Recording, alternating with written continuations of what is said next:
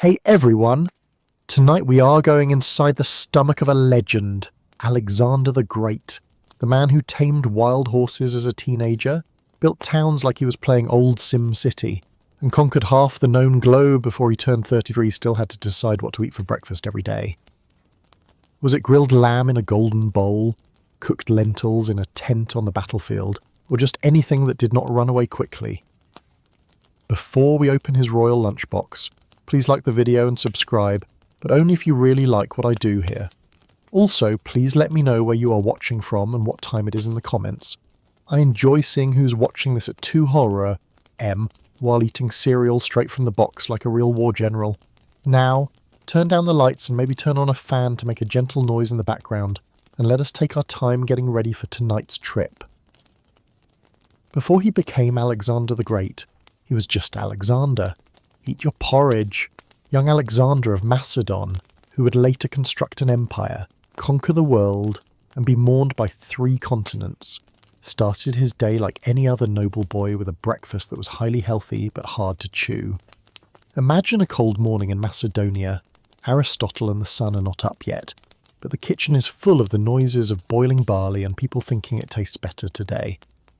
Young Alexander probably had boiled barley grill for breakfast, which is merely a polite way of saying hot, somewhat salty mush sometimes. It might have been made better by adding a little goat's milk or, if it was a holiday, a dried fig that looked like it had gone through something bad. Next to this steaming bowl of mild misery, there would have been bread, possibly baked from emmer or barley flour. That was gritty and not fluffy. It was the kind of bread that looked back at you, kept grudges, and could be used as a weapon in times of political turmoil. Olives would also be there, because nothing says childhood breakfast like bitter, greasy fruit drenched in saline. And if you were lucky, which means you were born into a royal family and have at least one living parent, you might get a piece of goat cheese that has been aged to the point of self-defense and can clear your sinuses from across the room to wash it all down.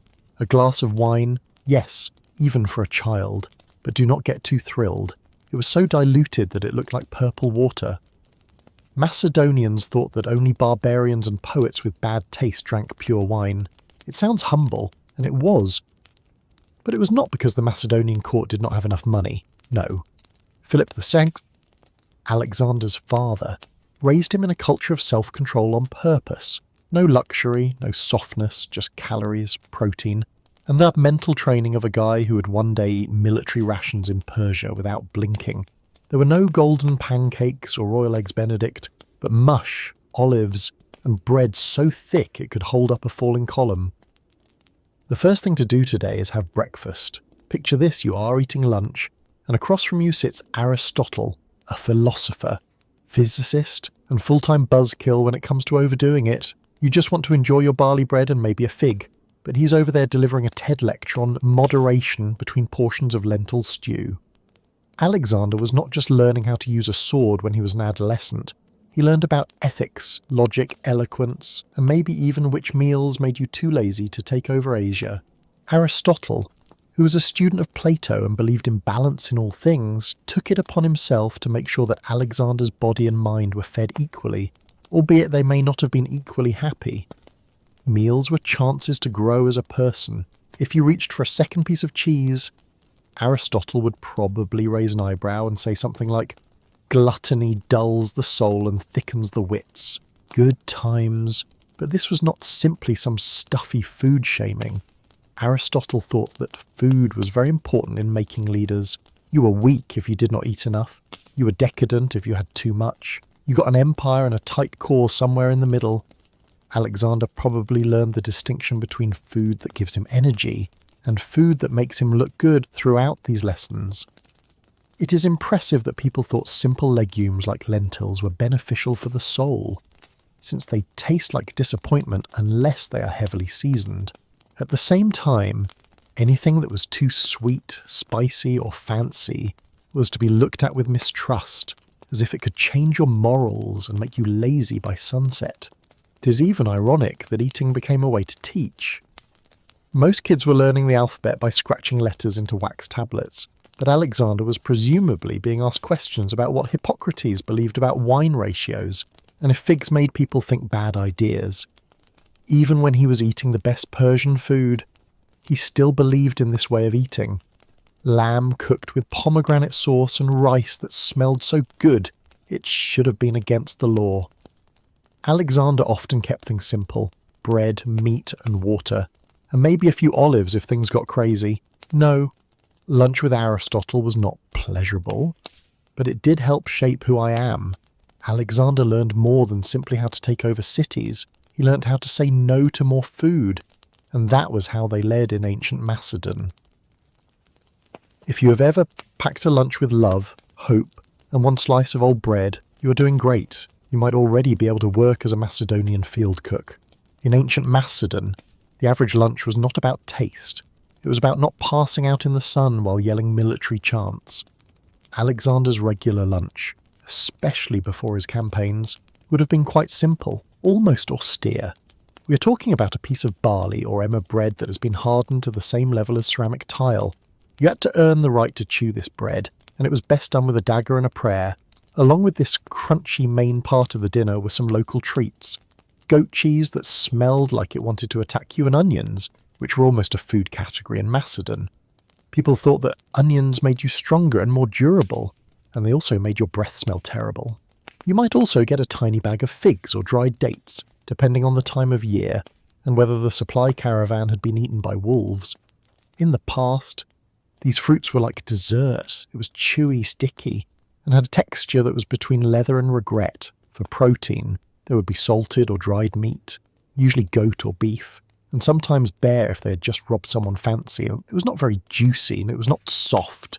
It was the kind of flesh that made you want to choke on it and win.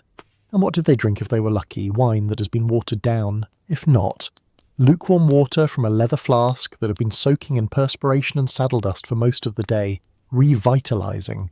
It is important to note that Alexander ate the same food as his troops. He did not ask for strange spices or grapes that had been peeled by hand. No, he sat in the dirt, ripped off a piece of rock-hard bread, and chewed like a man trying to move an empire with just his jaw strength. So, when we talk about the Macedonian lunchbox, do not think of a pretty bento box. Imagine a burlap bag full of calories that despised you just enough to keep you alive, functional and brutal, just like the man himself. When you're a teenager, dinner with your dad is already a stressful event. Now picture your dad as King Philip II of Macedon, a man who handled diplomacy, war, and at least 7 wives like they were all in a race. Welcome to dinner time at the royal table. When the food was hot and the talks could get you kicked out of the country, Philip's banquets were probably fancy by Macedonian standards, but they were nothing like the Roman manner of eating too much. Thick roasted meats, stews full of lentils, boiled grains, and a jug of wine that had been through a lot. It was well known that the man loved his booze. Old records say he drank a lot of alcohol. That is what they used to say about your dad when he was drunk. Alexander, on the other hand, did not drink much or at all. This was not because he did not like wine. It was because Philip liked to mix politics with Pinot, and young Alexander was already planning around him like a mini-general. Watching your dad work out a military alliance while you eat charred lamb, and the discourse is intense, is the worst thing that can happen to your hunger.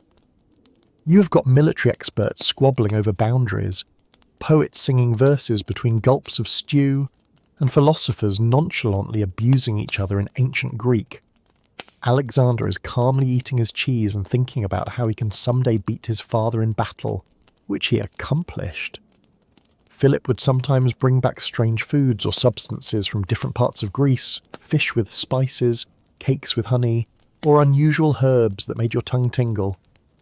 Alexander gave them a try. He was nice, but he constantly went back to the essentials. Bread, meat, wine, but reliable and good for founding an empire.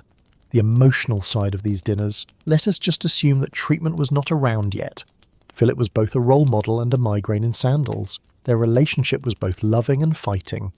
Alexander even left the dinner when Philip insulted him while drunk. That is how terrible the vibes were. And this was before someone tried to kill Philip with a spear. So yes, having supper with Dad was important. It made Alexander's political instincts sharper, his will stronger, and possibly made him prefer quiet meals with less risk of being stabbed for the rest of his life. Let us chat about Alexander now that he is on the road. Not just any road, but one that goes through hot deserts, snowy passes, and sometimes even over the burning bodies of your adversaries. What are we having for lunch on this beautiful drive? A delicious meal of desperation with some tactical nutrition on the side. Alexander's army's field rations were not meant to taste good. They were meant to help you stay alive, move around, and not kill you in the middle of March. Think of a linen bag with barley bread, onions, and dried meat inside. Ingredients that were easy to travel with, could last forever, and had a texture that was almost mean. The bread was thick, hard, and had no flavour. Congratulations if you were able to chew through it without breaking a tooth. You were ready to work. These loaves served as tools, shields, and, in certain circumstances, things to help people feel better. If you reheated them over a campfire, they could be good to eat. You would rather bite a rock than eat it cold. There was meat. It was salted so much that it was unrecognisable. Goat, lamb, or cattle cut into small slices, dried in the sun, then salted until it became more mineral than muscle. This was not jerky. This was old dental testing material. It stayed good, though, and if you soaked it in water or wine for a long time, it might even bend. There were always onions and garlic around, not because they were entertaining, but because they were inexpensive, smelled bad, and people thought they would give you more energy. Breath so strong it clears a phalanx is a sure sign that you are ready for fight. To stay hydrated, they drank diluted wine, not enough to be drunk, but just enough to make the water taste less like leather and regret. Straight water was not often safe, especially when you were 700 miles into Persia and the streams were full of curses. There were some cases, sometimes, following a win. Alexander let people have a feast, roasted meats, flatbreads with herbs, and wine that did not taste like cooked sandals were all things that were unusual and always followed by another grueling march. It was never about luxury for the sake of luxury. It came with a return to reality as part of the deal. So yeah, field rations were not fancy, but they kept you alive, awake, and just angry enough to fight the next empire. He ate the same thing as Alexander, not because he had, but because he thought his men deserved better meals than anybody else. Think about this. You'd been marching for days in the heat. Your sandals are basically leather regrets, and your throat feels like the sun god Helios cursed it.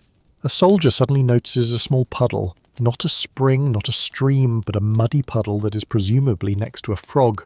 He scoops the water into his helmet. Now, let us talk about history. The soldier gives it to Alexander, the king of kings, the one who killed Persian armies and conquered planets.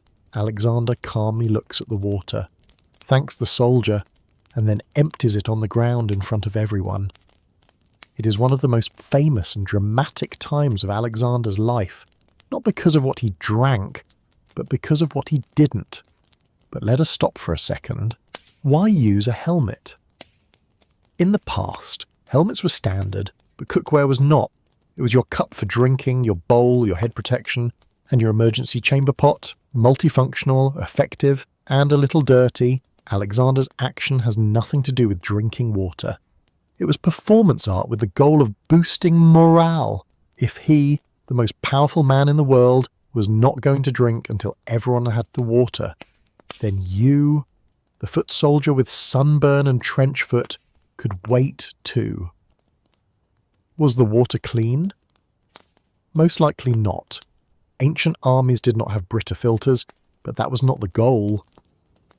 Alexander converted dehydration into team building in one simple move. It is like a corporate trustful, but with more sandals and dust, and the story stuck. Arrian and Plutarchs, and among others, loved it. This was a man who did not merely lead by strategy. He led by making others suffer on purpose. He was hungry when they were. He walked with them. He still would not drink before his soldiers. Even if the only water they could find looked like it came from a donkey hoofprint. It is really smart. Anyone can share a meal, but not drinking with someone is a form of emotional warfare. So the next time you drink bottled water and complain that it is not cold, remember that Alexander once stared at a helmet of lukewarm frog soup and said, "No thanks, I will wait." His soldiers loved him for it.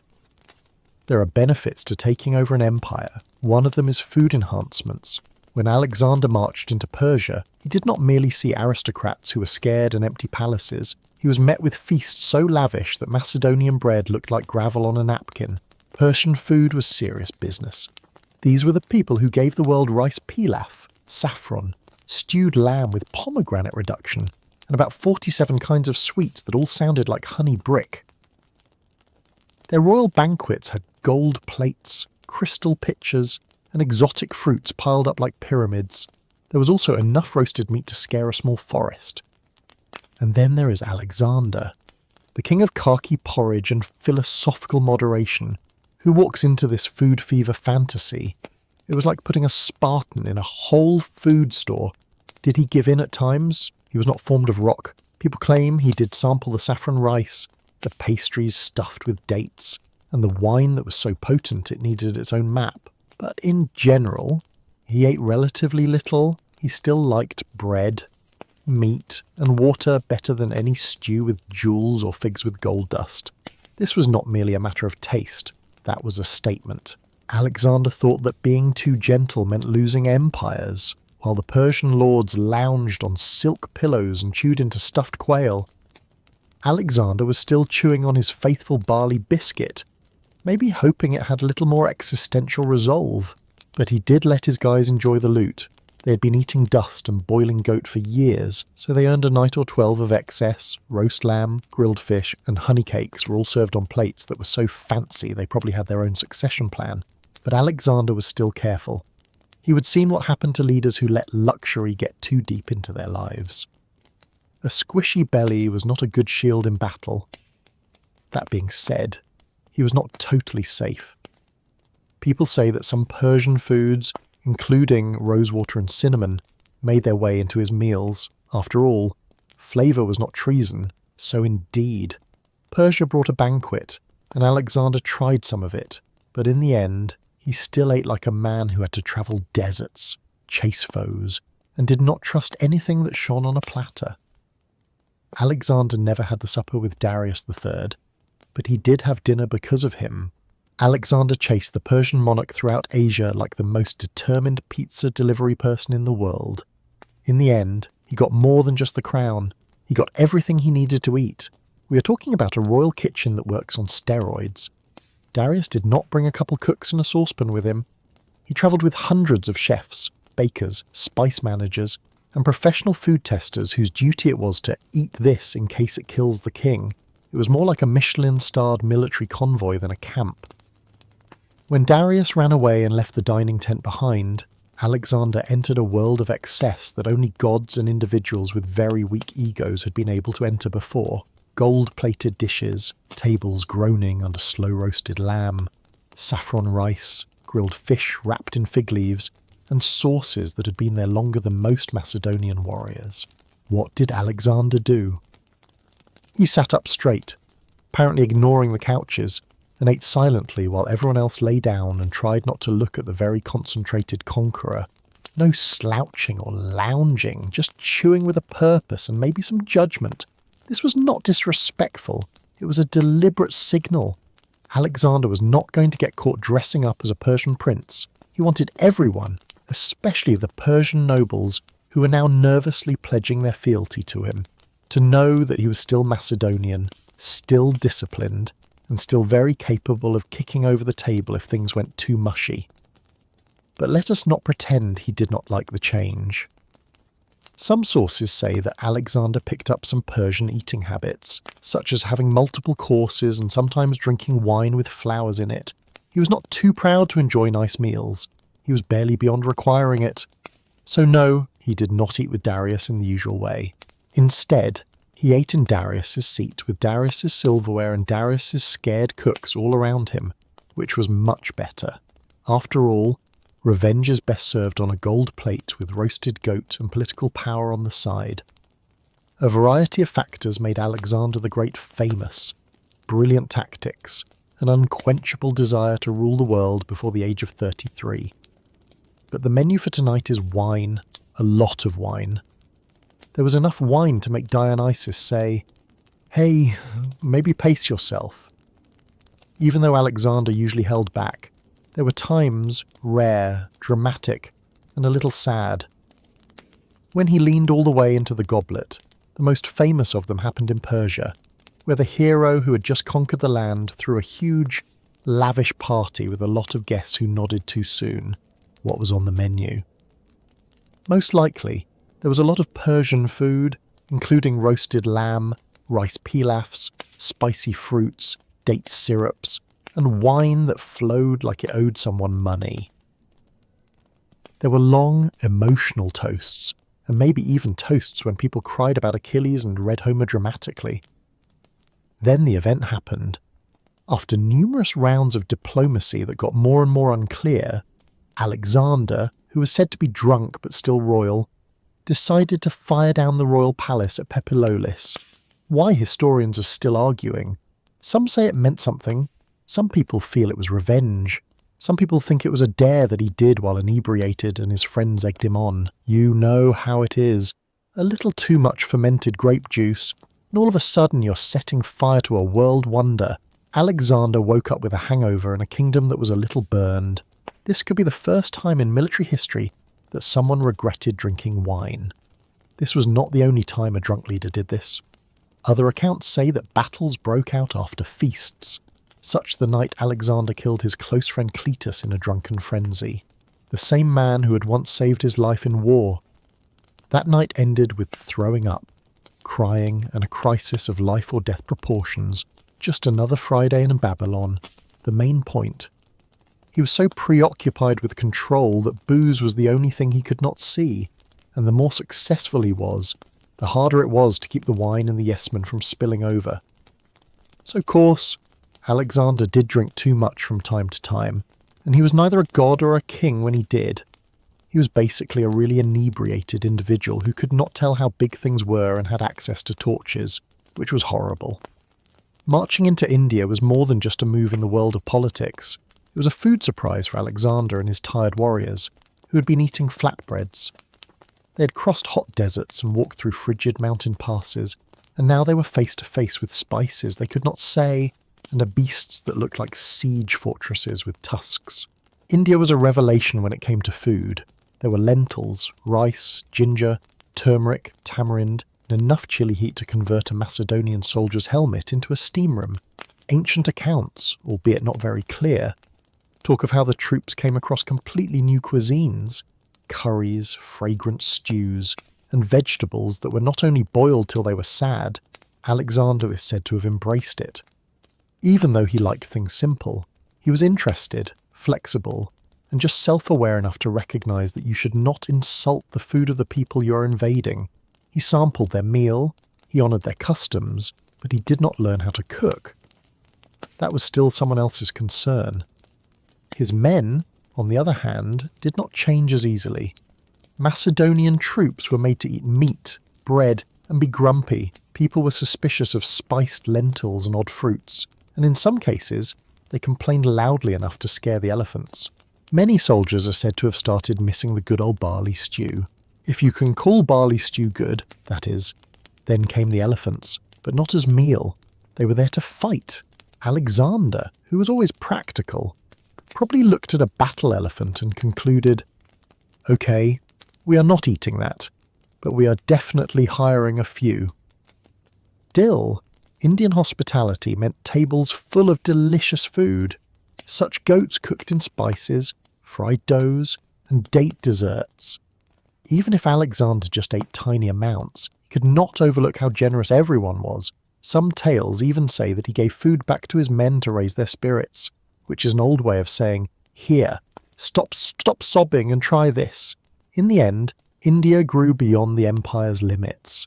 It made them more open to new foods, more tolerant of spicy foods, and better at preparing for toilet breaks in case of an emergency. And for a man who had once thought of having a salted onion lunch, this was progress. You can beat Persia, march through Egypt, cross into India, and eat with kings, but the lentil will always find you in the end, no matter how far Alexander went or how many glittering feasts were set before him. He always came back to boiling lentils, which were the food equivalent of a shrug, lentils were his dietary North Star. They were humble, modest, and had a texture that was somewhere between mushy gravel and heated skepticism. Was this because he liked lentils? Not likely. No kid wants to rule the world while eating warm beans. But lentils were useful, healthy, and most importantly, they did not take sides in politics. They did not scream luxury, make others jealous, or cause diplomatic problems. They were just there, like sandals or your most faithful but dull advisor. Lentils were secure in a world full of strange dishes and deadly feasts. They did not come from places that seemed shady. There was no need to translate them, and they did not cause the palace to be set on fire. See Chapter 9 of the Wine Book. This was the perfect food for a tyrant who slept with a knife under his pillow. Lentils have been a main part of the Greek and Macedonian diet for a long time. High in protein, easy to store, and you only need a pot, fire, and minimal expectations to prepare it. Add some vinegar or oil. And if you want to be fancy, some smashed garlic. This is the old form of, I am too tired to cook. Some historians say that even in Babylon, where he could get any spice, roast, or treat he wanted. Alexander still asked for simple meals. Lentils, of course, were on the short list. It was not a punishment. It was philosophy, a nod to discipline, and maybe a little show of strength. I could eat fowl with honey wrapped in gold leaf, but I prefer mushy brown beans. Lentils probably also made him think of home, of training in the hills of Macedonia, of dinners with Aristotle when the food came with moral lessons, and of military camps where the only thing that was always the same was the sound of chewing something sad. So indeed, the lentil came back, but not with a bang. It just plopped into a wooden bowl, and Alexander, the emperor of half the known world, picked up his spoon and ate. Even magnificent things need fibre. When you think of royal lunches, you could picture attendants peeling grapes while they shake, or beautiful pastries on silver platters with a harpist playing something that makes you feel a lot of different things in the background. But Alexander the Great did not have such a dramatic way of munching. Most of the time, people ate snacks while riding horses, watching a siege, or idly redrawing the lines of the known world. So it had to be easy to use. Instead of taste, snackability was judged by whether it could withstand being placed in a saddlebag, stepped on by a horse, and still be technically edible. Dried figs, olives, roasted chickpeas, almonds, and pieces of aged goat cheese that were so hard they could be used as weapons. These were the granola bars of the past, little, strong, and not very caring. People liked dried figs a lot, easy to carry, sticky, and full of sugar and energy. They gave Alexander a rapid boost of energy, which was helpful when he was taking over cities before lunch. Olives were salty and greasy, and the fig could stain your tunic at bad times during diplomatic events. But hey, electrolytes, roasted chickpeas were like popcorn in the past, lots of them, crunchy and filling, but sadly not buttered. And nuts, like almonds and walnuts, gave us protein, fat, and something to chew on as we thought about whether or not to cross another mountain range. Alexander's commanders probably carried comparable food, sometimes wrapped in cloth or kept in little leather pouches. There were no Tupperware or airtight bags, only finger food that was covered in dust and passed about between sword matches.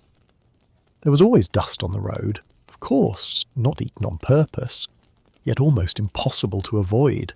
It was on everything, the figs, the pork and the bread.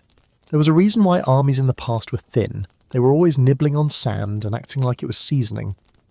Some stories even say that Alexander, even though he could have had better food, often chose to eat like his men.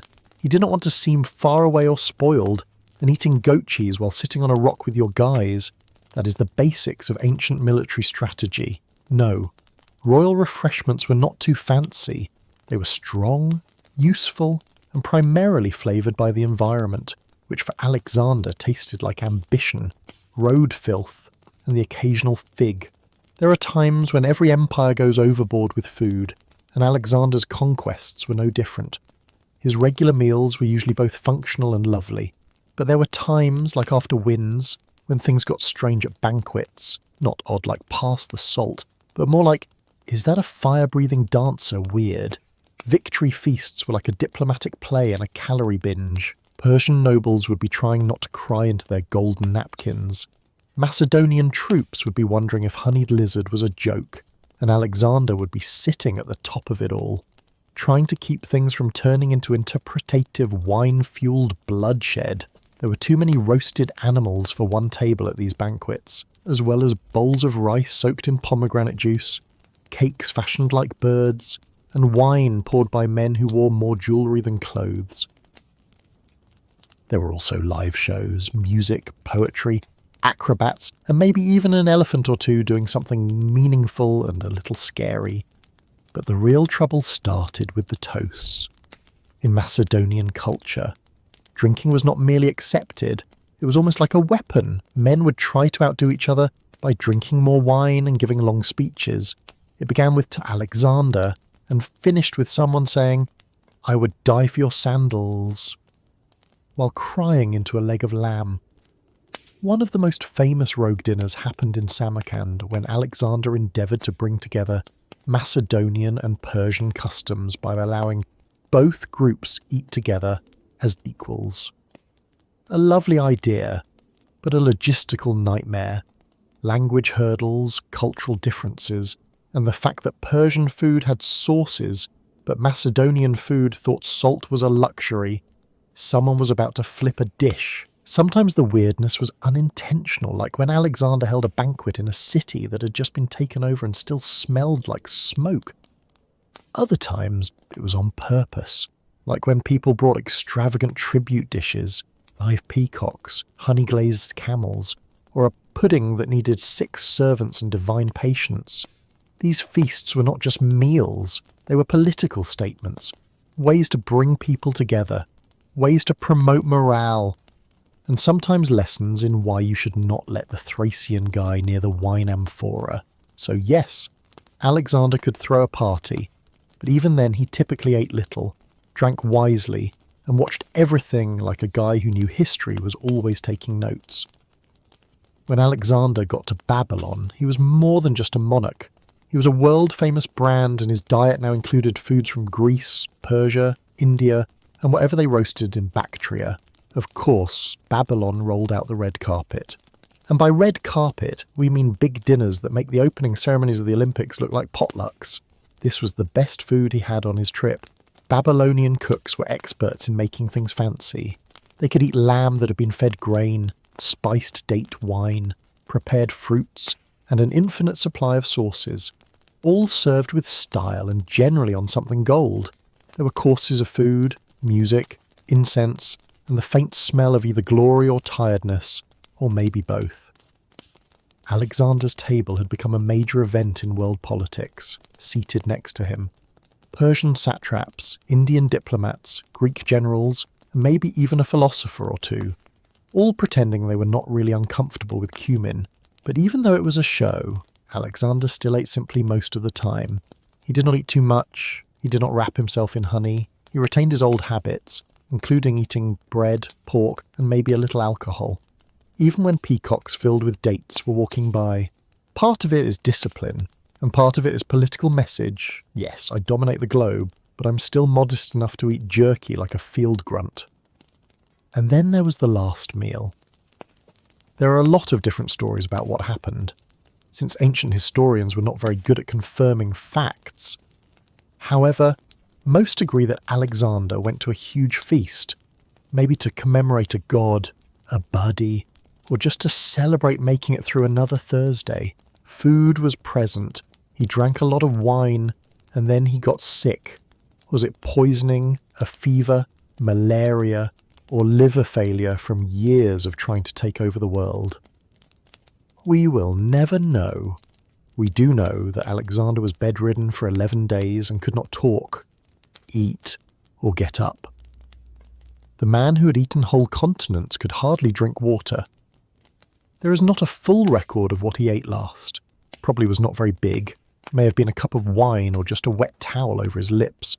The conqueror of empires met the same fate as everyone else. Quietly, modestly, and maybe hungry. So the eating was over, the dude was done, and in Babylon, The tables for the feast were emptied, and history took its place. Let us say that Alexander the Great, wearing a dusty cape and with a sword at his side, suddenly appeared in the modern world and was puzzled by escalators.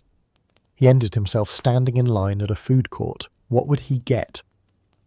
Let us be clear, Alexander was not a man for fluff. He did not have trouble making up his mind, and he did not believe in build your own bowl. He would look at the choices tacos with fusion flavours, smoothies with rainbows, and deep-fried everything, and probably choose something easy to carry and full of protein. He would bypass the trendy delicacies with sugar on top, and probably go right for a lamb gyro, nodding in approval at the roast meat that looked like a small war chariot, energy bars made with barley, something I know well, and lentil soup, a favourite from my childhood. He would only eat grilled onions if the smell made him think of victory and bad impulse control. He might be confused by fast food, but he might like the military's efficiency in Macedon. The thought that meals might be ready in less than 2 minutes would have seemed like magic. He would undoubtedly want to check out the kitchen and maybe even take it over.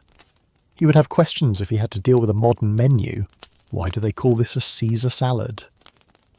Was not he stabbed in the forum? What makes this chicken general so? What army did he lead, and after trying a milkshake?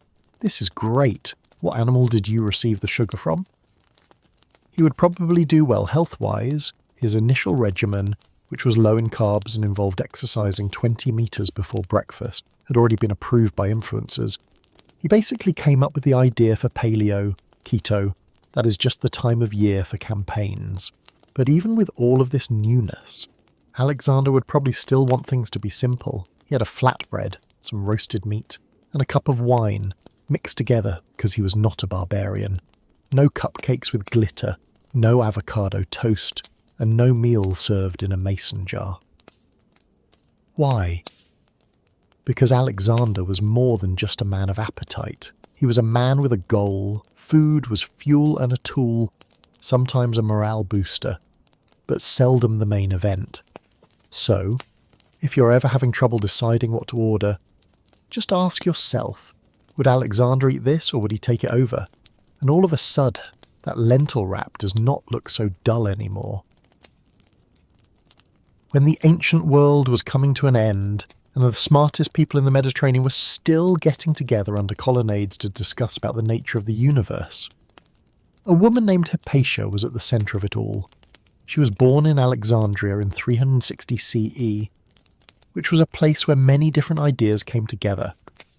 At that time, it was not common for women to govern, but there she was, not only taking part in philosophy and science, but also doing quite well in them. Her father, Theon, was a well-known mathematician and philosopher who worked at the Great Museum of Alexandria, which was still a place of study that mimicked the dying legacy of the once great library. But Theon taught his daughter everything he knew, while other fathers only taught their sons to read and ride. He taught Hypatia how to do math, geometry, astronomy, and Platonic philosophy. She did not merely learn theories by heart. She asked them questions, argued with them, and taught them. Hypatia had surpassed her father in both intelligence and power by the time she became an adult. Her lectures attracted pupils from all throughout the empire, including pagans, Christians, skeptics, and zealots. She taught openly in the streets and lecture halls, wearing her philosopher's cloak and getting people's attention not by being an authoritative figure, but by being clear. People said she was almost divine because she explained celestial motion, conic sections, and the properties of numbers so well, and this was not a scholar who lived in a dusty room. Hypatia was able to move around freely in the male-dominated milieu of late Roman Egypt. She even gave advice to local leaders and Roman governors. She was the old world, the classical world, which was quickly fading away as religions changed and empires fell apart. But Alexandria was no longer only a place to read, it was also a place where people fought for their beliefs. Christianity is getting stronger, paganism is getting weaker, and politics is getting more dangerous than any math problem. People who liked revelation more than reason started to envy and loathe Hypatia because of her reputation, her independence, and her status as a symbol of rational classical thought. But in those early years, she was untouchable. Hypatia was the last light of a vanishing age. People looked up to her not because she fit into the world of men, but because she was so much better than it. During a time when women were expected to marry, have children, and keep away from the lecture halls, Hypatia did something quite rebellious. She picked the life of the intellect, and more crucially, Alexandria kind of let her. It was radical that she was there, but it was impossible to fight with her since she was so smart. Hypatia did not have to fight her way into intellectual circles. They asked her to come. Her expertise in mathematics and astronomy positioned her at the vanguard of Neoplatonism, a philosophical movement that integrates Platonic teachings with mystical components. Think about big notions like the soul's journey, what ultimate reality is, and the ladder that connects the material and the divine, all supplied with perfect geometric accuracy. Hypatia's lectures were not boring either. People were drawn to her reputation. Students flocked from all around the empire, not only Alexandria, to sit at her feet. A lot of them were wealthy Roman males who learnt about logic and discipline from a lady who their own cultures would have silenced. She taught in front of people, not behind closed doors, at her philosopher's cloak. She rode about the city, drawing attention at forums and amphitheatres. She regularly gave talks in front of mixed crowds. It was not just her intellect that drew me in, it was her personality. Hypatia was well known for her beauty and did not care about money or pleasure. She stayed alone, maybe on purpose, to keep her independence and philosophical purity. One anecdote, which is probably not true but nonetheless worth sharing, says that when a student wanted to date her, she threw a bloody menstruation towel at him and said, "This is what you love. Young man, not beauty." Point taken. Still, she was not chilly. Even though she was stoic, a lot of her students loved her. Not just as a teacher, but also as a moral guide. Some of them went on to become judges, bishops, and governors. One of her most dedicated students, Caius of Cyrene, subsequently became a Christian bishop. He never stopped respecting Hypatia and wrote her letters that were a mix of fan mail, philosophical questions, and spiritual treatment. She was more than just a scholar. She was the living incarnation of Alexandria's old soul. Scientific, philosophical, open-minded, and dangerously smart in a world that is becoming less accepting every day. The Library of Alexandria, once the crown gem of human knowledge, was a shadow of its former self by the time Hypatia reached her intellectual peak. The old building had been devastated by wars, neglect, and political upheaval. What was left was spread out all throughout the city, annexes, scrolls hidden in private collections, and a few scholars who still believe in the idea of universal knowledge. None of them glowed brighter than Hypatia, even though she was not the official librarian of what was left. Many people thought of her as the de facto heir to that tradition. She edited and kept key math books, especially those by Diphantus and Apollonius. Some researchers think she even helped invent the astrolabe and the hydrometer, which are important tools for astronomy and measurement. That is right, she was not just making up stories about the stars. She was helping put together the tools that scientists use to look at them. And then there was her review of Ptolemy's Almagest, a complicated book about astronomy that used math-heavy models to explain how planets move. Most people could not even say it, much less make it better. But Hypatia's changes made the work easier for subsequent generations to understand, which helped it persist through the ages. Ironically, her changes would become customary in Arabic translations hundreds of years later, long after the Roman world had forgotten her name. But Hypatia was not keeping knowledge to herself. She thought it was important to share it all the time. She taught in the classroom wherever she was. She never thought of science and philosophy as two independent fields. Whether she was diagramming parabes or breaking down Plato's forms, she thought of them as one big interrelated system, the mind and the cosmos. People respected her because of this belief, but it also made her weak. Christian bishops were getting more influence because Alexandria was changing. People were starting to turn temples into churches, and their heads were becoming more suspicious of pagan wisdom. People started to see Hypatia, a philosopher who was based in classical tradition, not merely as a teacher, but also as a threat, a lady who taught astronomy instead of theology, who asked questions instead of following orders, and who did not belong to any religion publicly. She did not demonstrate any open antagonism to the religion, and it did not matter that some of her students were Christians. The symbolism was what mattered. Hypatia stood for the ancient world, which was based on reason and questioning, and in a city that was becoming more dogmatic, that was more deadly than any scroll. Alexandria was no longer the peaceful place of study it had hoped to be by the early 5th century. It was a pressure cooker of political fights, religious anger, and bloodshed on the streets. Hypatia had become more than just a philosopher, whether she wanted to or not. Now that she was a symbol, she was certain to draw crowds. You could feel the tension in the city. On one side were the pagan and intellectual elite, who nevertheless held on to the last bits of Greco-Roman civilization. On the other hand, Christianity was on the rise. It was no longer a persecuted faith, but a strong political power. Roman officials were in the centre, trying to keep the peace, as well as a man trying to clean the ocean. Cyril, the new Christian bishop of Alexandria, was ambitious, powerful, and wanted to make sure that the church had power over the city. His opponent was Orestes, the Roman governor, who was also a Christian but was more careful about politics and more accepting of Alexandria's cultural diversity. The two men hated each other, and in that boiling pot of anger, Hypatia accidentally became a lightning rod. She had the respect of the people she arrested and often acted as a valued advisor, but she stayed firmly impartial in religion, refusing to change her mind, take sides, or go away. That was a problem because being neutral was considered as treachery at the time. People in the Christian community, especially the more militant ones, started to spread the word that Hypatia was the cause of the fight between Orestes and Cyril, that she was using pagan sorcery to cast spells and change politics, keeping Alexandria from becoming Christian. It was, of course, nonsense, but when a city is drunk on zeal and blood, crazy ideas spread faster than good ones. At the same time, Cyril was gathering power for an organization called the Parabellani, which was made up of religious enforcers or monks with muscles. They were first established to care for the sick and bury the dead, but they became to look more and more like a paramilitary group that enforced church rule on the streets.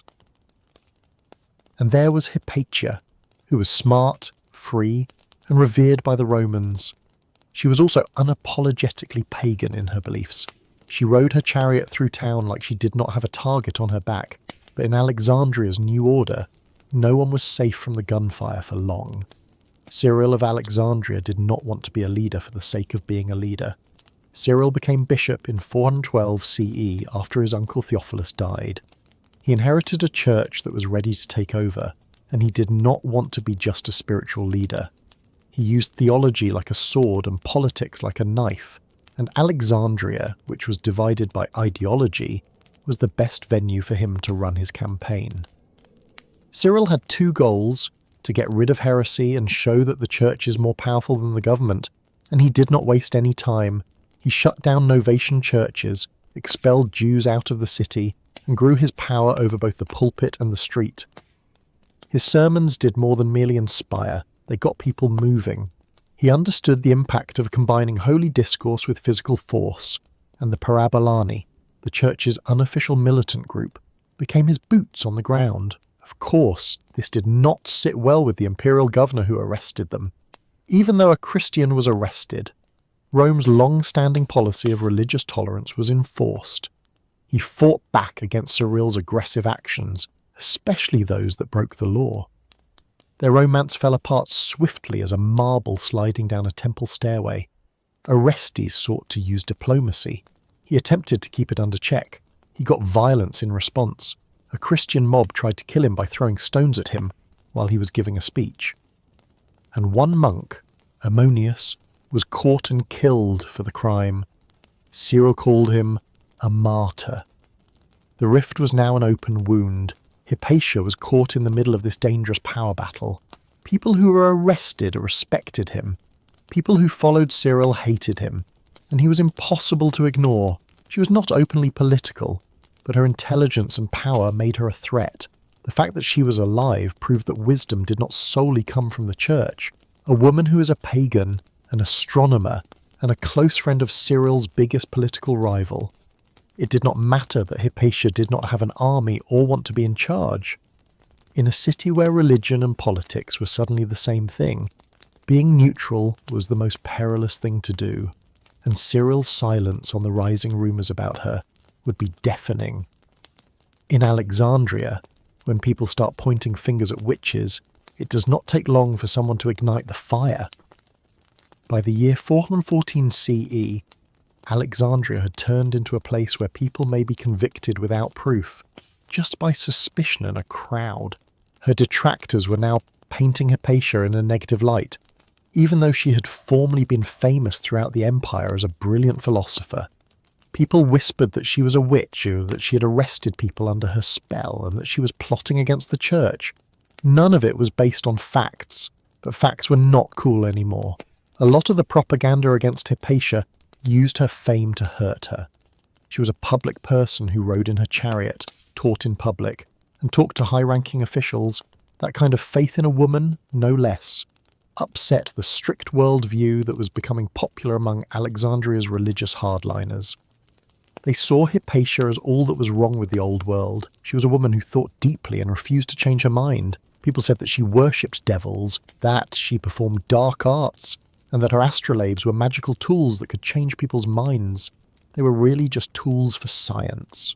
In a time when religious fundamentalism is strong, science might seem a lot like magic to people who do not get it or do not want it. One account even said that she stopped Orestes and Bishop Cyril from getting back together. The reasoning was as follows. Hypatia gave Orestes advice. Orestes was against Cyril. So, Hypatia must be the cause of the fight. A neat little syllogism, easy, convenient, and deadly incorrect. There was a lot of disturbance in the streets. There was no longer any doubt about what would happen to Hypatia. It was just a matter of when and how badly.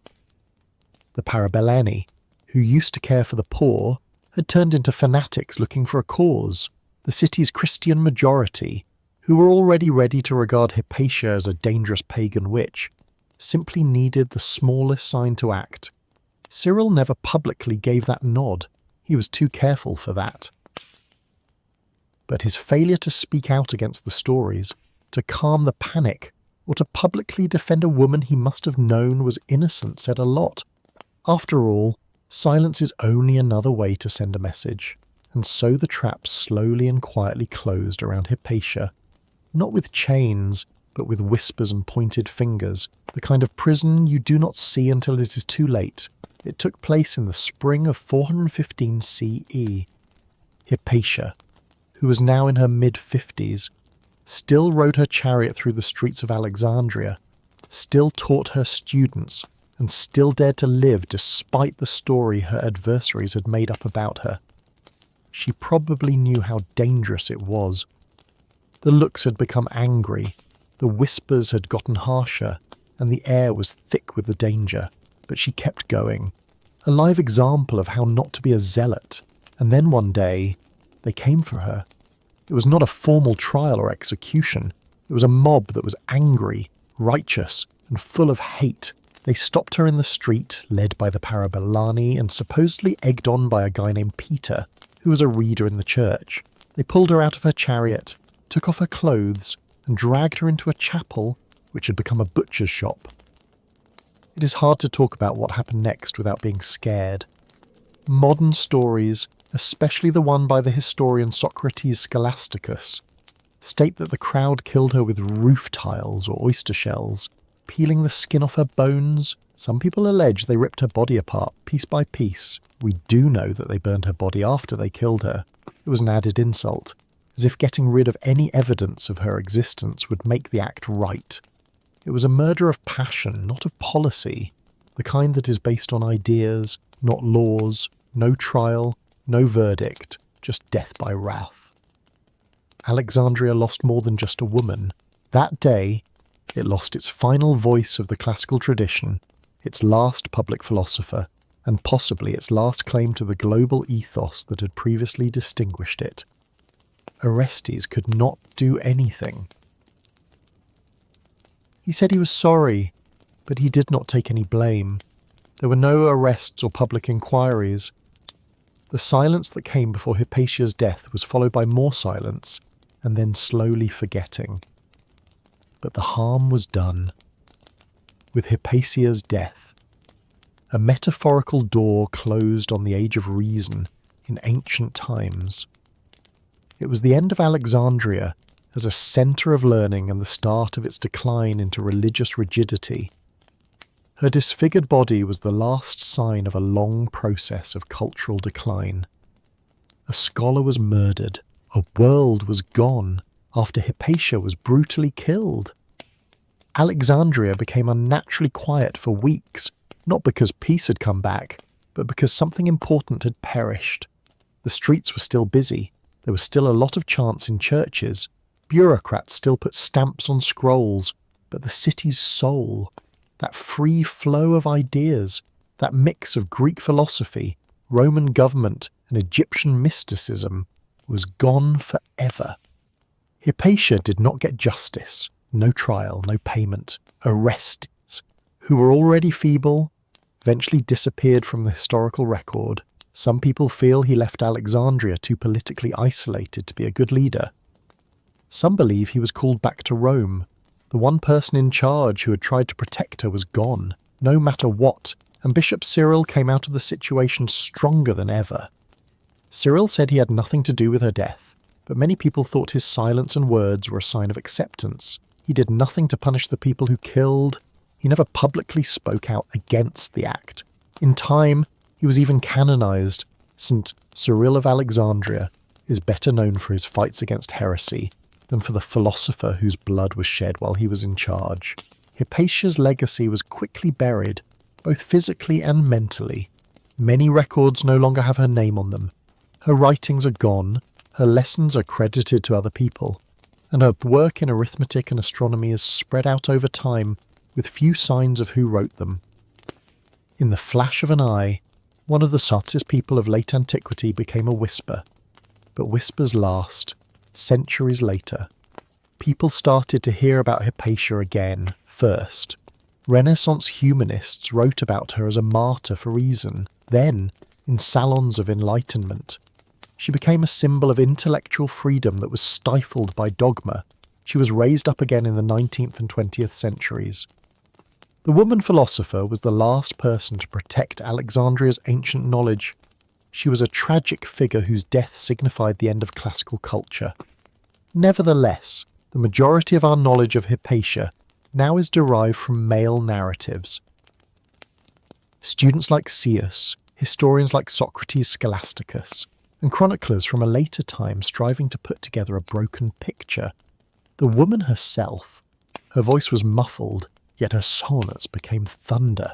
Hypatia would not let herself be forgotten. Even after hundreds of years of stillness, her name, which had almost been destroyed, came back in every time when people questioned authority and looked for the truth.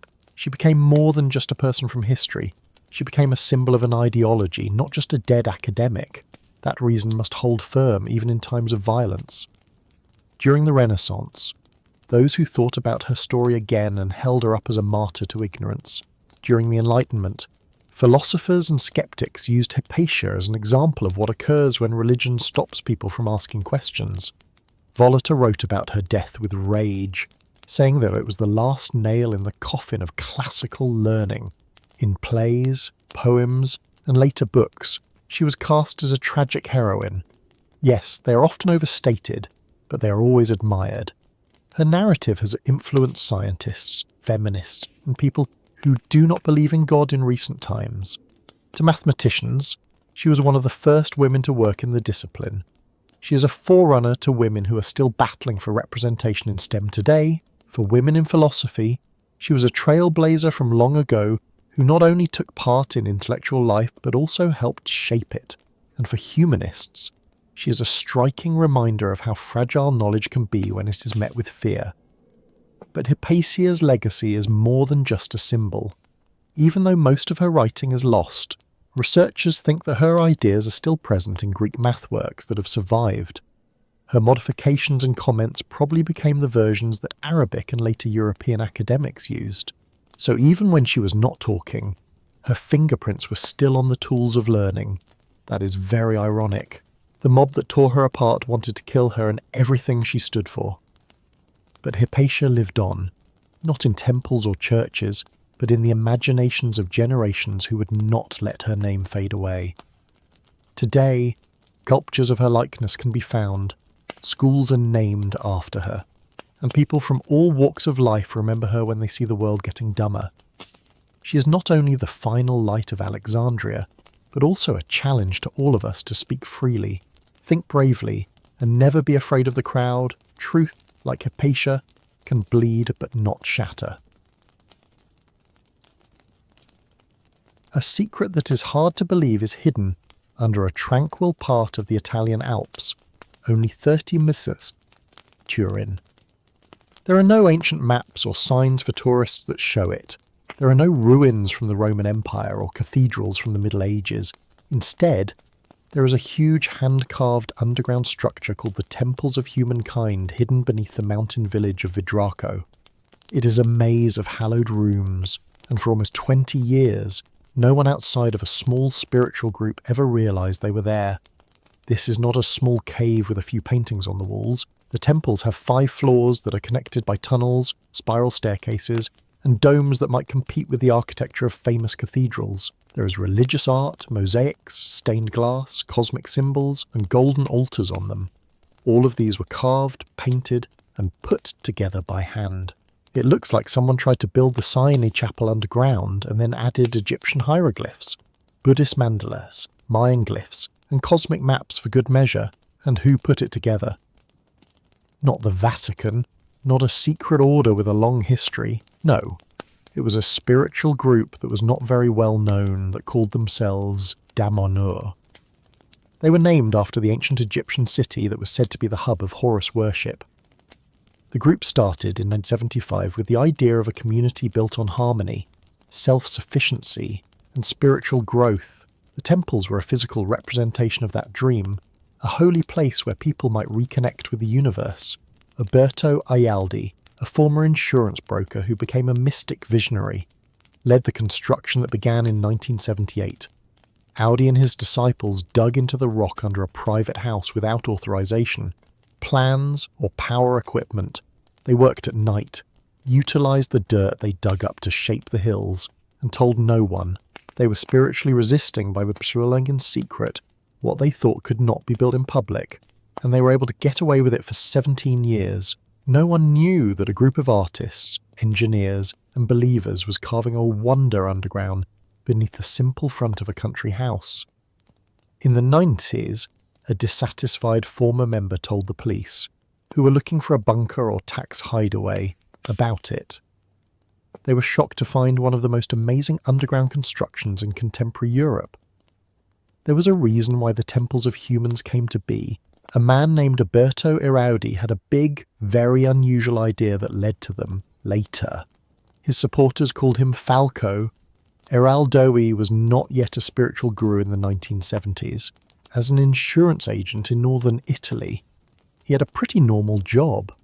But deep down, he was concerned with metaphysics, reincarnation, ancient civilizations, and what he called the memory of the universe. Edie said that he had clear memories of prior lives from a young age, not just nebulous ideas, but clear pictures of lives lived in bygone civilizations like Atlantis and ancient Egypt. He thought these memories were not dreams, but plans. He added that one of those designs was for a temple, not a figurative one, but a real one. A place for spiritual awakening that would be hidden underground and built by a community with the same goal. So in 1975 he brought together a small group of people who thought the same way as he did in the foothills of the Alps. They all wanted to live in a society that was spiritually advanced and could take care of itself. The group chose the name Damanhur because it is the name of an Egyptian city where people worship Horus and learn secret knowledge. Their goal was not to start a new religion. It was to create a new sort of society that harmonized science, art, environment, and spirituality. Damanhur grew quietly. People who lived together in the Italian countryside threw up their old lives to do so. They practiced meditation, holy dance, and a language they made up that they thought improved communication on a deeper level. They made their own money. They read old books and said they could talk to trees. People who did not know them thought it was charming at best and strange at worst, but to their adherents, they were setting the stage for a cosmic rebirth. But underneath it all was the true secret. Building had already started. Iradi said he had seen the temple in dreams and thought it was his fate to build it, with picks, hammers, buckets, and unshakable faith. The people of Damanhur started digging, not knowing if they would ever finish or get caught. They were not only digging into the stone, they were digging into what people believe, and making a sanctuary that was not for the present, but for a future they thought was coming. The house at the top of the hill in Vidraco looked very normal from the outside, just a simple alpine home sitting quietly above the valley, but under its floors, behind a concealed trap door, hidden under a rug, was the entrance to a tunnel that was getting bigger all the time. It was here, in the dark and quiet of night, that the people of Damanhur did what can only be called an architectural miracle. They built a huge underground temple by hand. The building started in 1978. There were no cranes, backhoes, or engineering teams in hard gear. Instead, there were only a few people with pickaxes, hammers, and lanterns. They dug tunnels into solid rock using only simple equipment, taking out the trash bucket by the bucket and often working through the night so they would not be seen. The earth that was dug out was gently spread out over the ground and used to make gardens and terraces, so there was no trace that anything was going on below. It was quite risky. The work was not approved. There were no rules for safety. One misstep may have caused the building to fall down and bury them alive, but the Damanhurans thought that religion, destiny, and the help of higher intelligences would keep them safe. This was not just building, it was a holy ceremony. Each hit of the hammer was a religious act. Ayaldi or Falco said he had already seen the temple in a dream. Each room, each hall, and each golden altar. His drawings helped plan the layout. There were domes that represented different spiritual ideas, and there were halls filled with art and light that connected them. Each room had a purpose: meditation, healing, or energy alignment, sacred geometry and esoteric symbolism. Not modern practicality guided the design of the buildings. As additional people joined the initiative, the secret stayed. People told stories about their kids growing up playing above the temple floor, not knowing what was below them. For almost 15 years, no one in the neighbourhood mentioned anything weird. No nosy residents walked into the incorrect door. No one in charge knocked on the door. By the early 1990s, they had built a subterranean facility big enough to hold many stories of beautifully adorned halls. Yet no one outside knew about it. It was a work of art, craziness, or maybe all... They were not merely putting up a temple. They were going against the modern world by showing that something old could still be born hidden beneath it for almost 17 years. The temples of humankind were one of the best-kept secrets in modern Europe, but like all secrets, this one came out eventually, not with a whisper, but with a loud noise. In 1992, a former member of Damon, who was upset with the leadership, told the Italian police about the underground structure. He said that there was a huge illegal building hidden under the Alps, one that has not been registered, checked, or approved. The government thought it was crazy. A cult erected a whole temple system without anyone noticing, but officials still had to look into it. When police got to the scene in Vidraco, they thought they would find an unauthorized basement or maybe a tiny bunker. What they found was more than they had expected. When they entered through the hidden trap door, they went down into huge rooms with mosaics, gilded and stained glass windows, all of which were underground. There are marble pillars, vaulted domes, and religious symbols from every known spiritual system. The officers were shocked. Some tales suggest they thought they had found a forgotten civilization. The temples were so big and beautiful that they did not make sense. It was not only a hidden room, this was a multi-level architectural marvel that was cut out of bedrock and was easy to miss. The news of the discovery circulated swiftly, and people reacted in a mix of anger, curiosity, and bureaucratic terror. The Italian authorities was worried at first and quickly ordered everyone to cease working. They also threatened to permanently lock the site. After all, there were no permits filed, and there were big worries about the safety of the structure. But something strange happened. Instead of being scared or making fun of it, the public was interested. Italian newspapers started to print pictures of the rooms, especially the Hall of Mirrors and the Blue Temple. People were interested. Who were these people? How did they put this together, and why? Damon, which was about to go out of business or be sued, decided to open its doors. They encouraged scientists, journalists, and even people who were not sure about the temples to come see them. What they saw was clear, not the product of a cult, but a huge artistic and spiritual project. Damanhur made a great thing happen by trying to bury their vision, and now everyone in the globe wants to be a part of it. There was no turning back once the cat was out of the cosmic bag. The Damanhur community made a brave choice when they knew their homes may be torn down. They were completely open. Instead of denying or hiding their creation, they let everyone in. It was a risky move, but it worked out quite well. Journalists, archaeologists, engineers, and even government officials who were not sure about the carvings were taken down into the mountain to observe what had been done. What they uncovered was more like an underground Vatican in Gordy's mind than a secret cult nest. The Hall of Mirrors was a huge room with mirrored walls, stained glass ceilings, and tiled flooring that reflected light like a kaleidoscope of energy. The Hall of Earth was designed like a chalice and was dedicated to the feminine principle and ancient deities of the earth.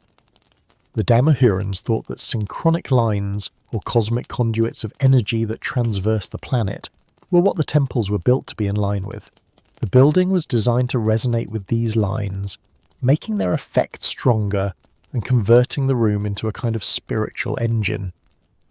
Italian officials had a problem on their hands because the public was so interested and the media was buzzing. Yes, the temples were legally against the law, but tearing them down would mean destroying a modern work of art that had grabbed the public's imagination. In a rare act of bureaucratic kindness, the government chose to regulate instead of get rid of. Instead of closing the complex, they let Damanhur keep ownership as long as he followed tight rules for safety and preservation. Engineers checked the strength of the structure. Historians made a list of the symbols. Artists were just amazed. By the middle of the 90s, the temples of humankind had gone from being a secret to being a cultural phenomena. The company started offering spiritual retreats and guided tours. Photographers and filmmakers took pictures of the halls. There were still critics, of course, but curiosity was more stronger than anger. What had been kept secret was suddenly out in the open, and in a weird twist, the secrecy that used to keep the temples safe had become their best way to get people to visit. People did not merely come to look at art, they came to stand within a miracle that should not have happened. The mountain had preserved its secret. It now told everyone in a whisper. The temples of humankind could look like an art piece that went wrong to someone who does not know what they are looking at.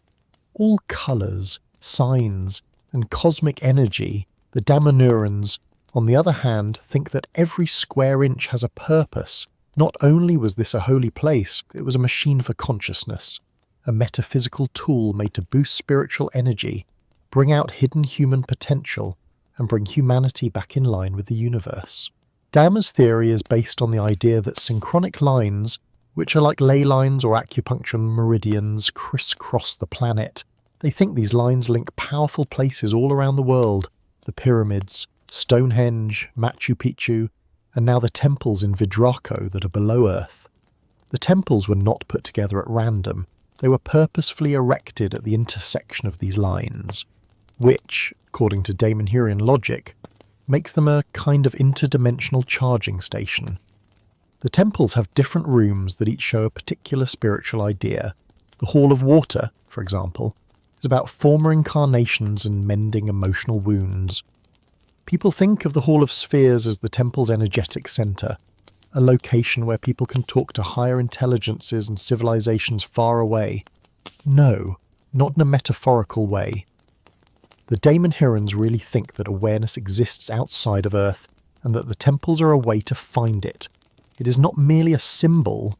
The architecture of the community uses sound, geometry, and material resonance to bring these energies to life. There are copper coils built into the walls. The quartz crystals are set up to reflect frequencies. Colours, symbols, and materials are all chosen depending on how they affect human awareness and the harmonics of the planet. People who visit often talk about weird things that happen to them, such experiencing surges of energy, hearing strange sounds, or accessing different states of awareness. The temples do seem to have an effect, whether it is a placebo or a power grid. Some scientists who are skeptical have noticed that some chambers have very intense electromagnetic activity. But for the people who believe in Damanhurian, science merely backs up what they already know. This is a living temple that interacts with thought, emotion, and intention. It is a bridge not only between the earth and the stars, but also between who we are now and who we could be. They do not see the temples of people as old buildings. They see them as models for the future. The underground temples are the most beautiful feature of Damanhur, yet they are merely one element of a much bigger spiritual exercise. The Federation of Daman is like a small planned nation on the surface, with its own constitution, money, schools, and even a way to keep time. Yes, it is right. They have their own calendar, which they established in 1975, the year the Federation was founded. We are now at year 50-some in the Damanhurian calendar. The community is made up of eco-villages, each with its own goal: farming, doing art, doing research, healing, or working in a temple. Everyday existence mixes the magical with the ordinaries. People who live there cultivate their own food, meditate together, and meet once a week for social alchemy sessions that help each person's spiritual growth fit in with the group's overall growth. Damanhur had more than 1,000 members from more than 30 nations at its height. People that are new do not merely join on a whim. They go through an initiation procedure and are told to live together, give up some of their personal things, and use their skills for the good of the group. There are many different kinds of jobs, such as sculptor and software developer. Everyone should help make the whole thing better. Education is very important in Damanhuran life. Kids learn more than just arithmetic and language. They also learn about sacred geometry, ancient myths, and how to be mindful of energy. There is also a university in Damanhur that teaches esoteric sciences, spiritual physics, and other ways to cure. You are not far off if you think of it as Hogwarts with solar panels. The main premise behind all of this is that divinity is present in everything and that people need to realize that they are co-creators with the universe. This includes living in harmony with nature, looking into consciousness, and employing creativity as a spiritual instrument. People who do not live there might think the society is strange or even like a cult, but there is no one God, no strict rules, and no powerful leader. The leadership is democratic, and the roles change. People can leave whenever they want, and many do. There are critics. Some former members say they left because of stress from within the group, strict beliefs, or fatigue, but even people who do not like it agree that it is unlike anything else on Earth. Damanhur is more than just a commune or a place to meditate. It is an ongoing sociological experiment where people try to live a myth instead of merely reading about it. When you travel through the temples of humans, you enter a world comprised of symbols. There is meaning on every wall, ceiling, and floor. Whether it is mythical, mathematical, or cosmological, Daman, on the other hand, does not think of art as just adornment. In this context, art is sacred technology that may awaken the spirit, unlock old memories, and talk to the divine without saying anything. Their style is not random. It combines Egyptian symbols, Celtic spirals, Hindu gods, and charts of the stars from the future. One room might have the Eye of Horus, and another would have stylized DNA strands or planetary alignments. These are not just nice designs, they're coded on purpose. Damanhurans think that these symbols speak to the soul's language and bypass the reasoning mind to make people more conscious, but but why mix so many different civilizations and ways of life? Their teachings say that all myths are pieces of a bigger cosmic reality, tales narrated in diverse languages that all point to the same cosmic source. The temples do not say they are trying to bring back any one faith. Instead, they want to bring them all together in a way that is not just a boring mix, but rather a planned integration of human spiritual history. Then there is the issue of language, or more accurately, languages. Damanhur established its own holy language, which it calls sacred language. Not particularly original, but true. There are thousands of ideograms in it, and each one is meant to show spiritual ideas that normal speech can't. These symbols are carved into stone and glass all around the temples. They shine in gold leaf, are etched into colourful marble, and float over entrances like illuminating magic. These symbols are not made up by the community, they are remembered. Falco said that this language comes from ancient civilizations that lived before we started writing things down, and it might even come from aliens. In other words, the symbols are less made and more found, like spiritual relics from a time when people were smarter. Many people who visit the temples say that being inside them is emotional and even overwhelming. A lot of people cry. Some people claim they get a peculiar sensation of familiarity, as if they are remembering something they forgot a long time ago. That is the whole point. The temples are not meant to explain. They are made to make you feel something, because truth is not taught in Damanhur, story, symbol, and the space between words bring it to life. The temples of mankind were never designed to be reminders of the past. They were and still are a plan for the future.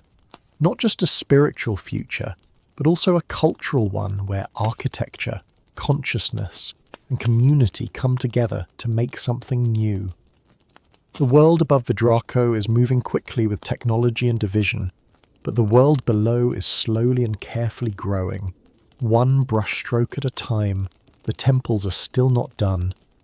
Damanhur thinks of them as a living thing that is always changing. New rooms are built, existing ones are fixed up, murals are touched up, and new symbols are introduced to show how the energy of the community is evolving. The temples of humankind are alive. Unlike traditional sacred structures that are preserved in time, they get bigger as the individuals who built them do. Since they were found, Damanhur has grown to reach more people around the world. The Federation now has facilities in various countries, online courses, and a steady stream of visitors from around the world who come for spiritual retreats, energy healing, or just to see what it is all about. Some people come anticipating New Age nonsense, yet many leave very affected. They may not have changed their minds, but they were moved by how ambitious the place is. After all, how many societies really build cathedrals from scratch and underground and in secret, but there are people who do not like Damanhur? Skeptics are skeptical of some of its assertions, such as those about past incarnations, synchronic lines, and communication between stars. Some people are worried about how intense it is like a cult or how much dedication is needed from members, but the Federation has survived all of this by not shutting itself off from the outside world, but by opening its gates. Today, the temples stand for what is possible, what happens when art, purpose, and community come together. They remind us that the pyramids, cathedrals, and ziggurats were not just buildings, they were places of worship. They showed what a lot of people believed. Damon had the nerve to question, why did we stop building like that? And maybe it is what the temples of humanity will leave behind, not their views, but their courage. People who were not famous or important opted to delve into the dirt and make something holy by hand in silence for the sake of beauty and soul in a world that values efficiency and spectacle. This is not merely a temple. It is a question that has been chiseled into stone. What are you making with your life? Long before satellites went around the earth or sailors yelled land ho, people were already on the move, drawing coastlines, crossing deserts, and writing down their opinions about the world in clay, stone, or hide. Travel was not simply about being curious, it was about staying alive. The initial explorers were not brave people. They were gatherers, traders, hunters, and those who were fleeing. But as time went on, mobility became more than just a need. It turned into a plan, and then it turned into a legacy. The first maps were not very good at showing where things were. They were either scratched designs on cave walls, sculptures on bones, or mental representations that were passed down orally. Around 2300 BCE, the Babylonians carved one of the first known maps onto a clay tablet.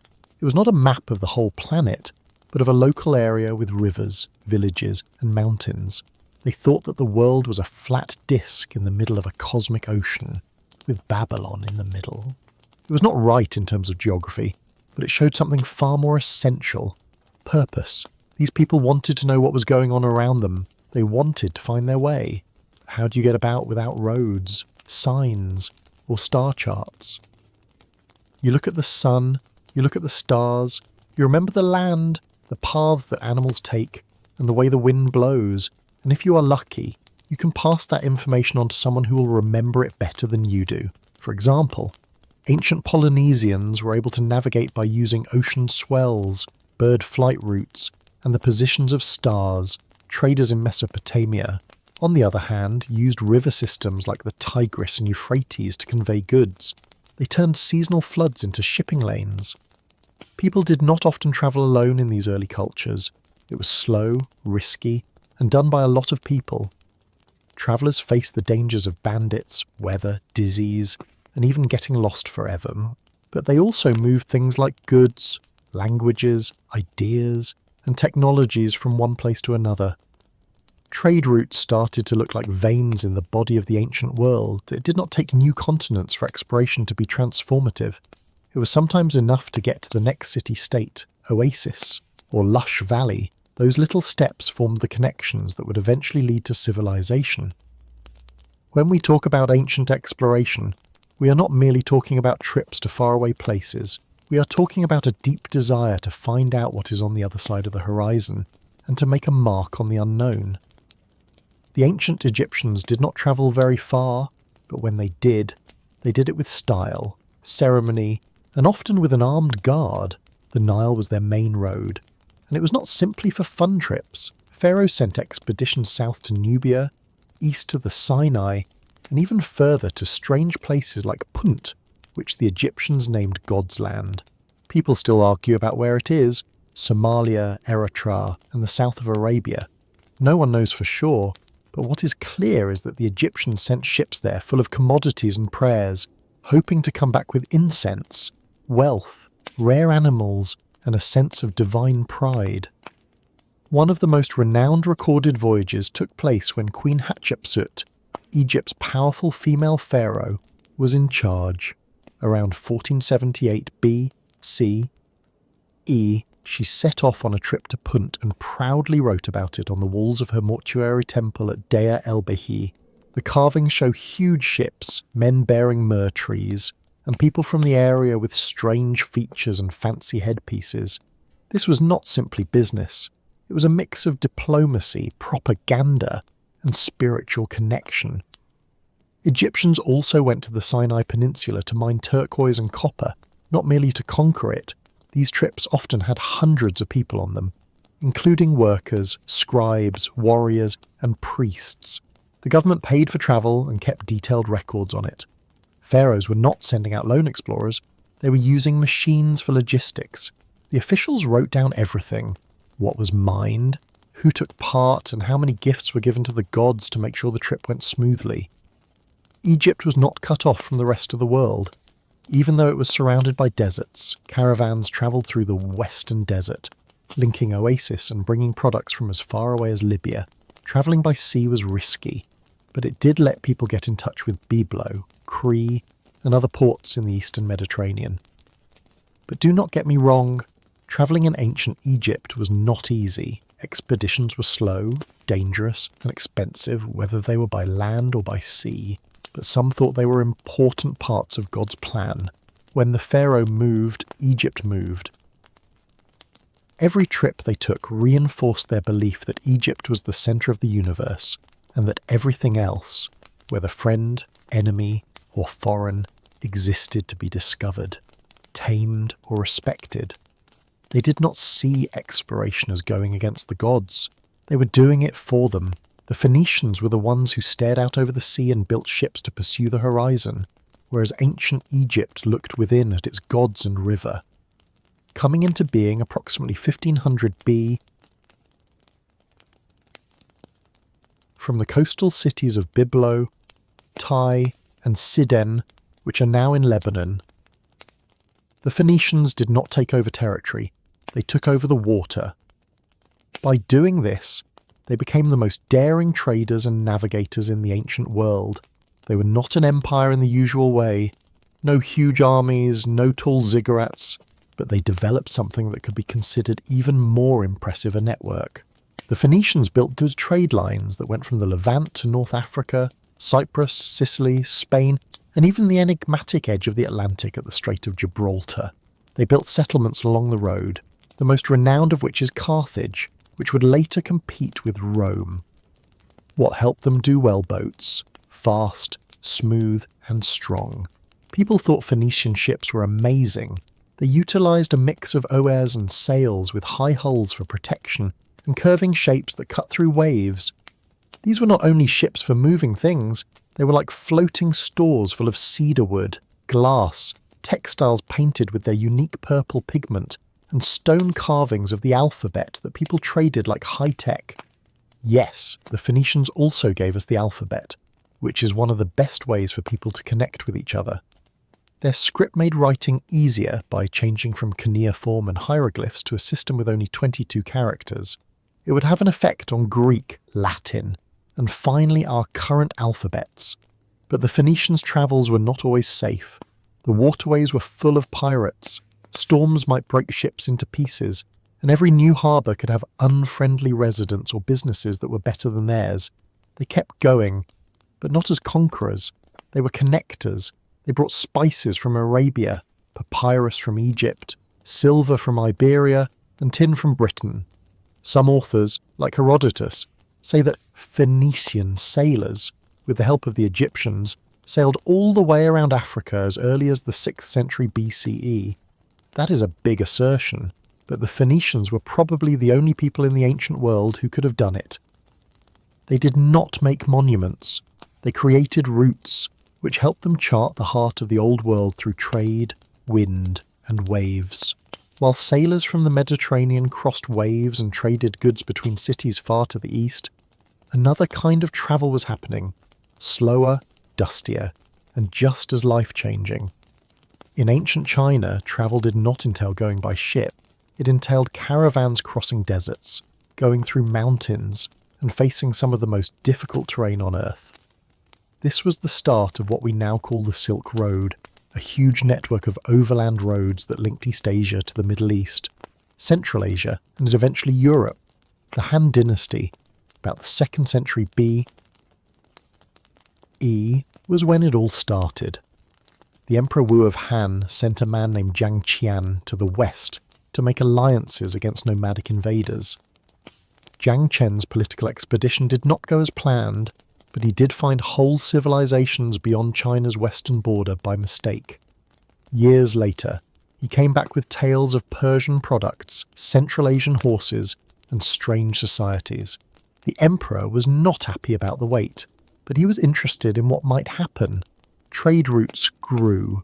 Chinese traders started sending silk, lacquer, spices, jade, and porcelain to other countries.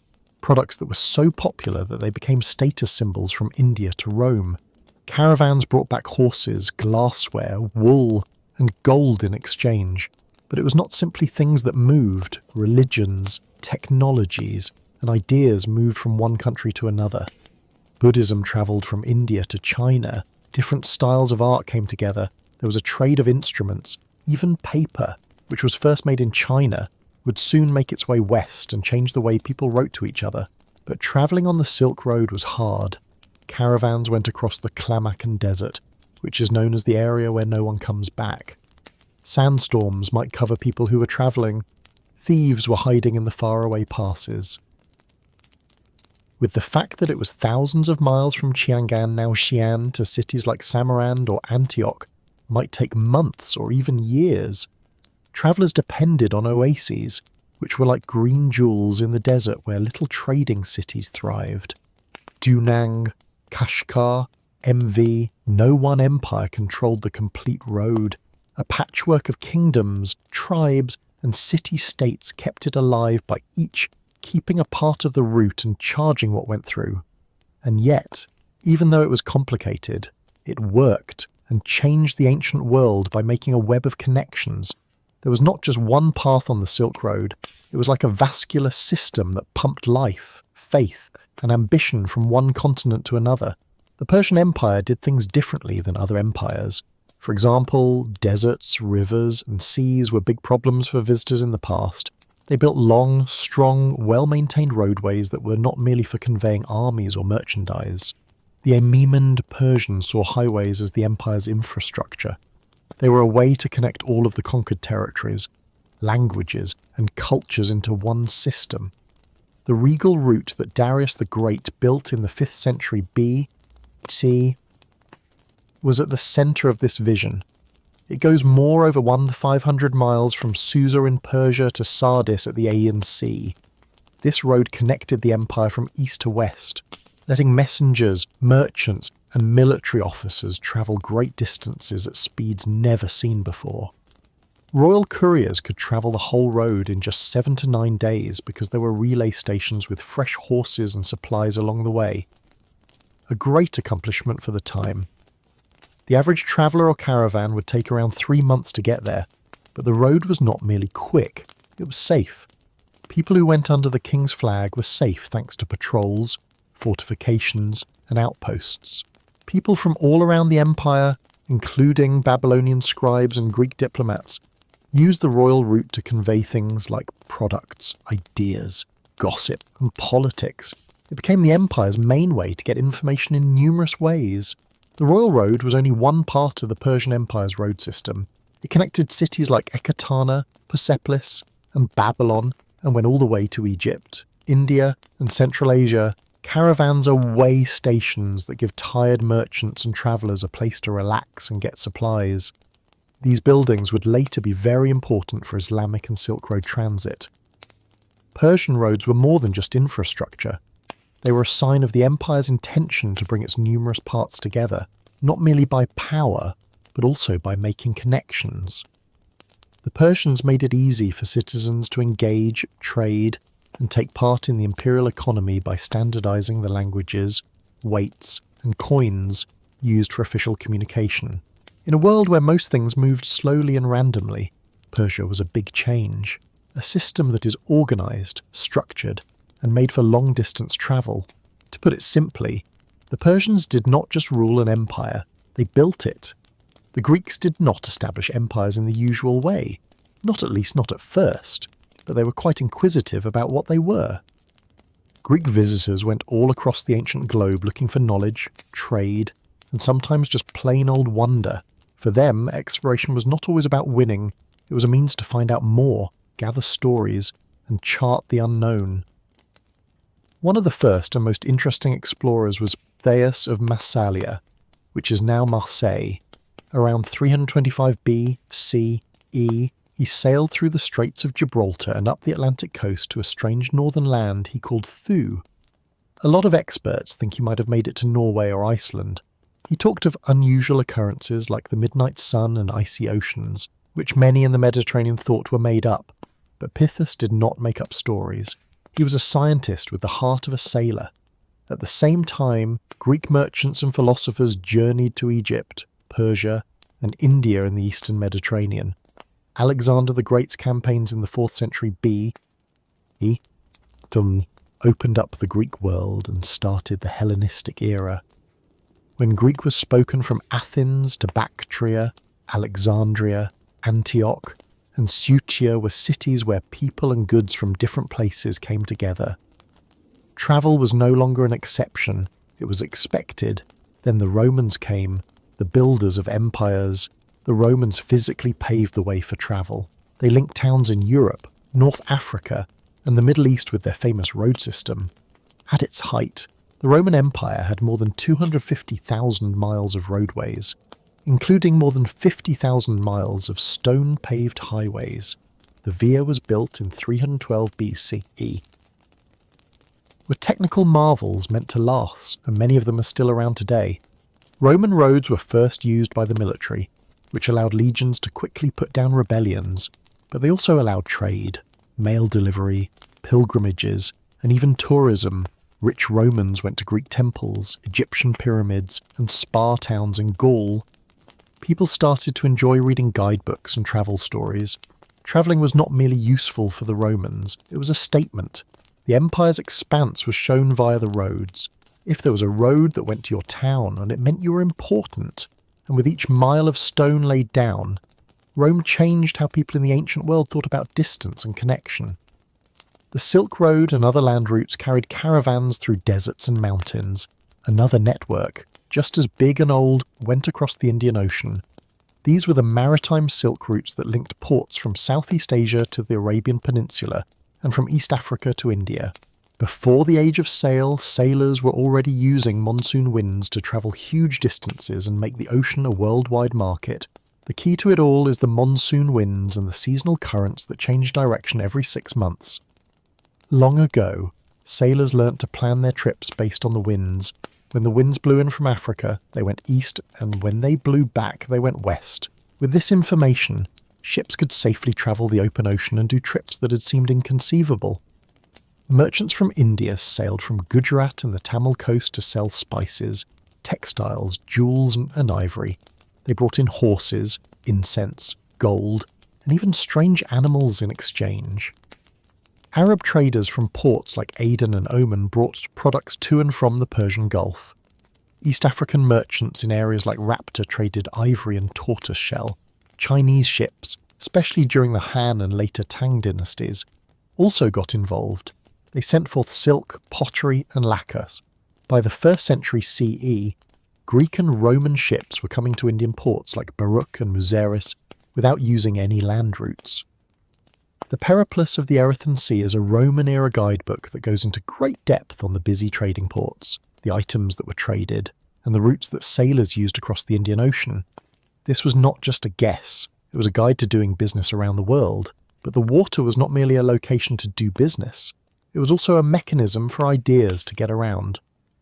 Buddhism travelled by sea from India to Sri Lanka and Southeast Asia. Later, Islamic traders brought their religion across the Indian Ocean, changing the way people lived along the coasts of East Africa and the Malay realm. The Indian Ocean Commerce Network, on the other hand, thrived on diversity and working together.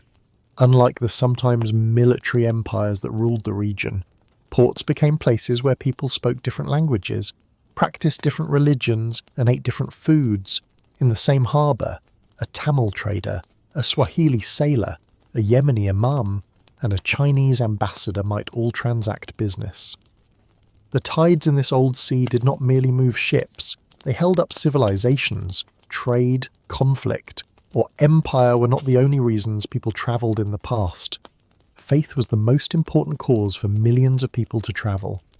Pilgrims travelled across continents to visit sacred sites, holy rivers, and far-off shrines, often at considerable personal cost, in pursuit of health, enlightenment, or divine favour. These were not just vacations, they were spiritual tests, acts of devotion in action. Pilgrimage was a big part of Hindu and Buddhist life in ancient India. People went to the holy Ganges to bathe, to visit temples like Varanasi or Bodh Gaya, or to hike far into the Himalayas to find mountain hermitages. People thought that these long and dangerous trips would wash away bad karma and bring them closer to freedom. Buddhist monks travelled not only throughout India, but also beyond, disseminating their beliefs along trade routes into Sri Lanka, Central Asia, China, and further, in Greece. Travellers went to oracles like Delphi, where the priestess of Apollo talked in riddles that were thought to give them heavenly knowledge. Others went to healing sanctuaries like Epidaurus, where they hoped to become better by making offerings and doing rituals. These holy trips were also social and commercial events, with vendors, entertainers, and municipal rituals turning pilgrimages into community celebrations. Religion and the state were closely linked throughout the Roman Empire. Going on pilgrimages to temples and imperial worship centres was both a religious and political act. People who wanted to get better would go to the temple of Asclepius or, as part of Jewish religious tradition, They might go to Jerusalem, which was then under Roman authority, especially during holidays like Passover. Pilgrimage was also an important part of Zoroastrian and Egyptian cultures. The ancient Persians went to fire temples, while the Egyptians made holy trips along the Nile to take part in temple festivities like the ones at Abydos, which they thought was where Osiris was buried. These holy journeys frequently made it hard to tell the difference between spiritual and political space.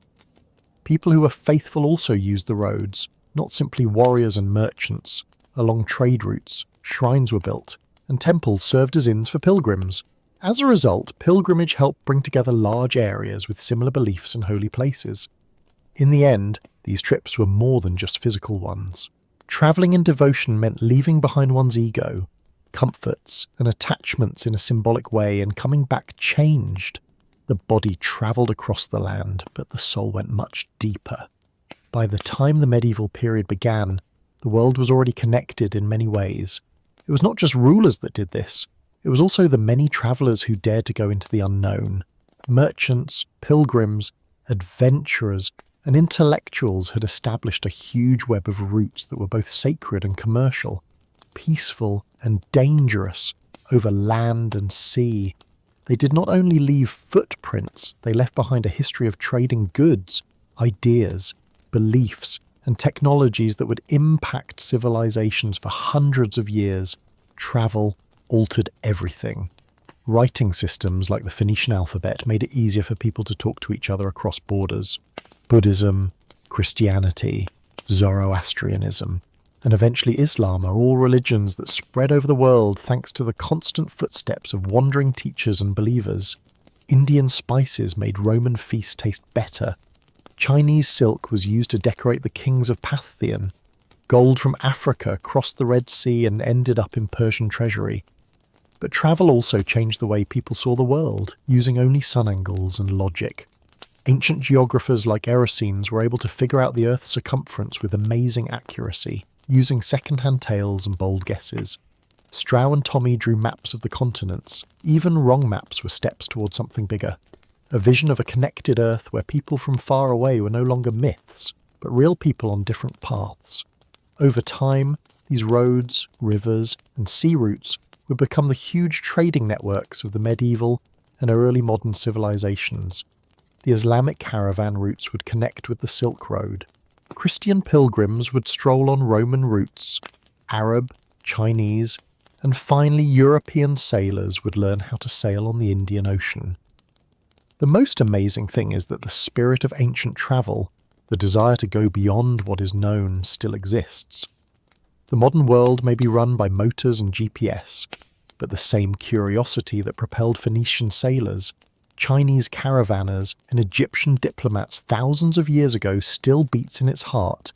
They did not have any of the following: a passport, a credit card, or travel insurance, but they were brave and had a clear idea of what they wanted. They also believed strongly that the world outside the mountains, dunes, or ocean was important, that the danger was worth it to find out what was on the other side of the horizon, and because they thought that we got our globe from people moving around, not just trade or conquering.